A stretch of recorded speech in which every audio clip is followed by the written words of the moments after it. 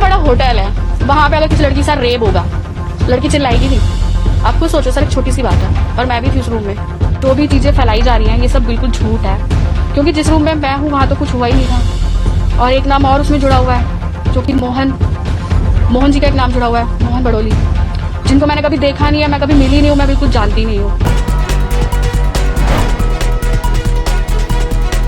दोस्तों नमस्कार, मैं संजय मग्गू और मौजूद हैं देश रोजाना के डिजिटल मीडिया मंच पर।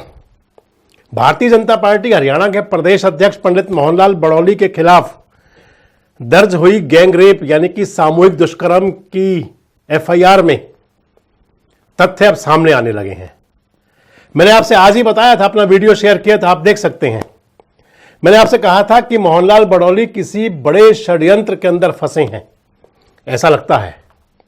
और अब उस मामले के अंदर यानी कि जो कथित पीड़िता है उसकी सहेली सामने आई है मीडिया के सामने। पीड़िता की सहेली ने कहा है कि कुछ हुआ ही नहीं, मोहनलाल बड़ौली मिले ही नहीं। पीड़िता की सहेली कह रही है कि वो कसौली गए थे, अमित बिंदल के साथ गए थे। अमित बिंदल है, शिकायत करता है, जो पीड़िता है उसके बॉस हैं, एम्प्लॉयर हैं उसके, जो एफआईआर में कहा गया है, हम नहीं कह रहे। शिकायत के अनुसार पीड़िता यानी कि जो कथित पीड़िता है, शिकायत करता है, जिसने एफआईआर दर्ज करवाई मोहनलाल बड़ौली और रॉकी मित्तल के खिलाफ गैंग रेप की, उसके बॉस हैं अमित बिंदल, उसके एम्प्लॉयर हैं। और अमित बिंदल के साथ घूमने गई थी शिकायतकर्ता। और ये जो युवती सामने आई है मीडिया के सामने, जो सहेली बताई गई है, जिसने खुद कहा है कि मेरी फ्रेंड थी और हम गए थे कसौली, हमें मिले थे रॉकी मित्तल। सुनिए क्या कह रही हैं ये। इतना बड़ा होटल है, वहां पे अगर किसी लड़की के साथ रेप होगा, लड़की चिल्लाएगी नहीं। आप खुद सोचो सर, एक छोटी सी बात है, और मैं भी थी उस रूम में। जो भी चीजें फैलाई जा रही हैं ये सब बिल्कुल झूठ है, क्योंकि जिस रूम में मैं हूँ वहां तो कुछ हुआ ही नहीं था। और एक नाम और उसमें जुड़ा हुआ है, जो कि मोहन जी का एक नाम जुड़ा हुआ है, मोहन बड़ोली, जिनको मैंने कभी देखा नहीं है, मैं कभी मिली नहीं हूँ, मैं बिल्कुल जानती नहीं हूँ। और जब इन लोगों ने पूरी एफआईआर कर ली है, मेरी दोस्त ने, और उसमें इन्होंने मेरे को विटनेस के तौर पे मेरा नाम दिया, तो मैंने साफ मना किया, क्योंकि इनका कुछ था इशू। इन्होंने कहा कि इन्हें पैसे मिलेंगे, और एक जो उनके बॉस थे उनको टिकट मिलेगी चेयरमैनशिप की, जिससे मेरा कुछ दूर दूर तक कुछ भी नहीं है। आपने पूछा है कि रॉकी जी का पूछा है आपने, ठीक है, तो वो ये था कि हाँ, हमने उनको यूट्यूब पे उनके सॉन्ग्स वगैरह देखे थे, तो नॉर्मली हम लॉबी में घूम रहे थे, तो वहां पे हमें मिले थे ये, तो नॉर्मल हमारी बातचीत हुई थी कि हाँ ये सिंगर है। एक होता है सर, अगर कोई सेलिब्रिटी दिखता है हमें कि मित्तल और ये सिंगर है, तो हमने थोड़ी सी बातचीत की थी, उसके बाद में कुछ नहीं। पैसे और पद के लिए सारा खेल हुआ था। मैं आपको बता रहा था अपने वीडियो में, पिछले वीडियो में, कि टिकट कटता है, टिकट मिलता है, टिकट छिनता है, कई बार ये खेल भी हुआ करते हैं। अब जब मीडिया के सामने ये जो गवाह लड़की बनाई गई थी, जिसे कहा गया था कि इसके सामने सब कुछ हुआ, इसके सामने धमकी दी गई, शराब पिलाई गई, गैंग रेप हुआ, अब वो लड़की सामने आकर के कह रही है कि ऐसा कुछ नहीं हुआ। जो शिकायत करता है उसने मुझे कहा था कि इसके बदले में मुझे पैसा मिलेगा, और जो उनका बॉस है उसको टिकट मिलेगी या चेयरमैनशिप मिलेगी, कुछ ऐसा कह रहे हैं। आपने सुना ये बात भी अभी। मैं आपको पहले ही कह रहा था, हम आपको कल भी बता रहे थे, जब हमने कल ये वीडियो शेयर किया था आपके पास में, जब ये सारी घटना चली थी। आप देखिए कल वाले वीडियो में भी मैंने आपको कल भी बताया था कि ऐसा लगता है कोई षड्यंत्र है। और मैंने आपसे आज बड़ा खुल करके कहा था कि लगता है कि किसी साजिश का शिकार हुए हैं मोहनलाल बड़ौली।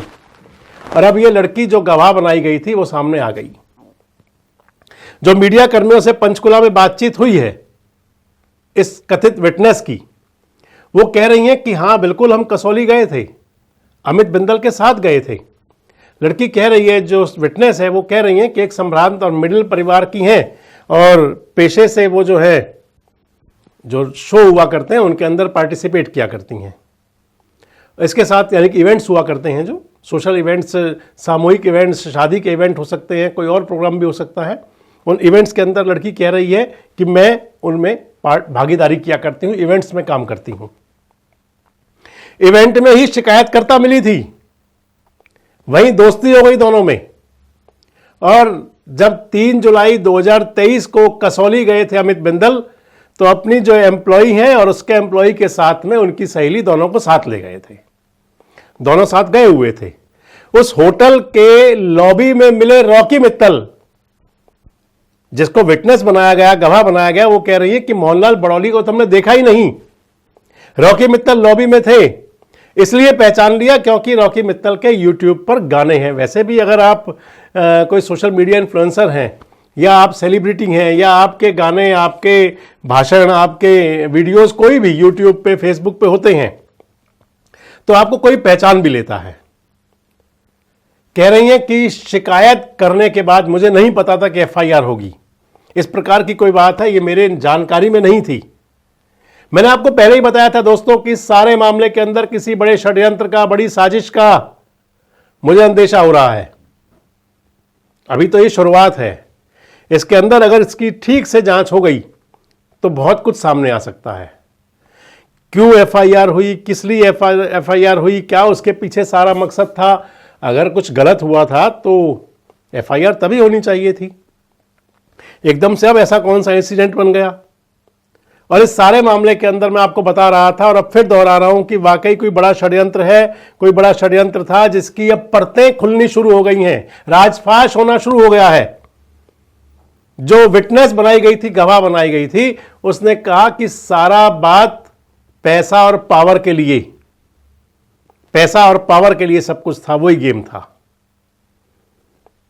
जो विटनेस है वो कह रही है कि होटल के अंदर अगर कुछ ऐसा हुआ होता तो फिर कोई ना कोई शोर गुल, चीख पुकार, हंगामा कुछ तो होता, कोई तो सुनता उसको। विटनेस कह रही है कि हमने देखा ही नहीं कोई कमरा, हम कमरे में गए ही नहीं।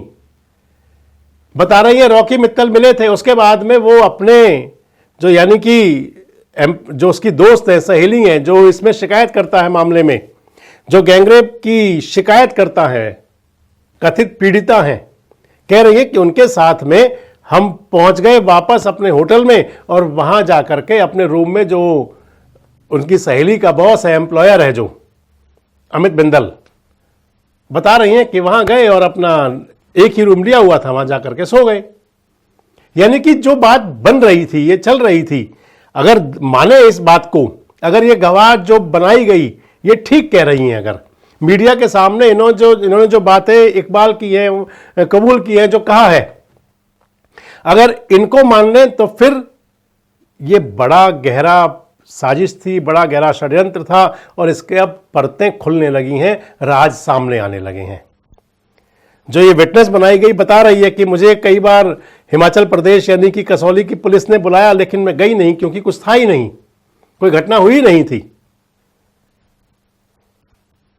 अगर माने तो जो विटनेस कह रही हैं, इनको माने तो इसका मतलब जो हम कह रहे थे कि ये सारे मामले के पीछे कोई षड्यंत्र है, तो अब इस गवाह ने सामने आकर के बताना शुरू कर दिया। संभवतः इस सारे मामले की परतें और भी खुलेंगी, अभी सामने आएंगे छुपे हुए राज, वो सामने आएंगी सारी बातें कि आखिर क्यों आखिर एक नेता को इस प्रकार से बदनाम करने की साजिश रची गई। आपको क्या लगता है, क्या इस मामले से, इस राज से सारे पर्दे उठेंगे और या फिर कुछ परतें ढकी रह जाएंगी? आपको क्या लगता है कि आखिर क्यों मोहनलाल बड़ौली को इस प्रकार से बदनाम करने की साजिश रची गई? कमेंट बॉक्स में जरूर बताएं। जुड़े रहें हमारे साथ, देखते रहें देश रोजाना।